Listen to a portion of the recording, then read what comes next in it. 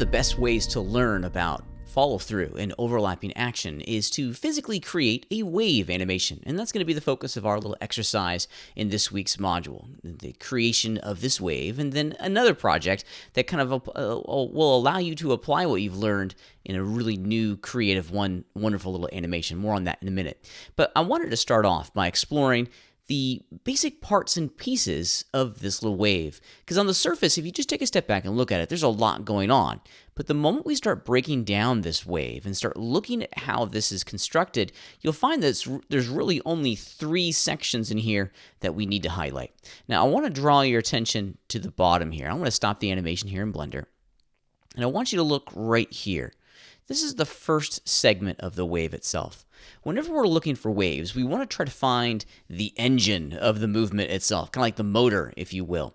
Where does the primary movement of the overall character, or wave in this particular moment, really come from? Well, for us, it's going to be down here. This is the one stationary object inside of the entire scene. And visually, what we're establishing here is that this is the center of the movement itself, or the driver of the movement. If we play the animation and just kind of scrub through it, you can see that the primary movement here, or the primary movement comes from here, and then the rest of the character kind of flows and follows the leader of the pack, which is the bottom of our wave. So that's the first segment. And if you start to analyze this, the first segment goes up, and then it ends kind of like right about here. We'll be breaking our wave down into 3 parts, and this is that first part. Now, in the second part, this is the middle of the wave, and watch how the animation goes through its cycle. The middle of the wave isn't having as large of an impact by the primary movement of the engine of our entire animation. It's following, but it doesn't its form doesn't change that radically in comparison to the last segment of the wave itself. So the middle part is really the area of the animation that performs the least, if you will.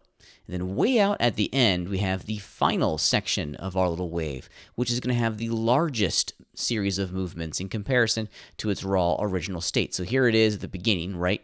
Now watch how deformed the end of the wave becomes over the series of the animation frames. Yeah, check it out. Look at it. It's really starting to deform and bend, because out at the end, it's going to have the most influence. It's going to have the most influence of gravity and drag inside of our animation, or that's the illusion that we're trying to craft. So it's going to be deformed the most. So it's going to have kind of the wildest, look at it over here.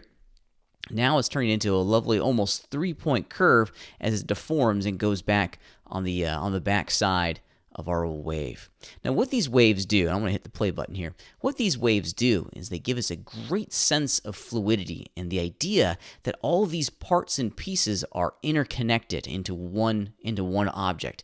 This wave principle, the idea that we have an engine that influences a middle that's going to have the most effect on the deformation of the tip of the wave, can be applied to a lot of different types of movements inside of our world of animation.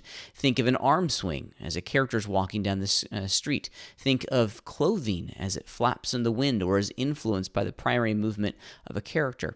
These wave principles are all over the place, and we're going to be looking very directly at how we can build a wave using our animation tools right here in Blender.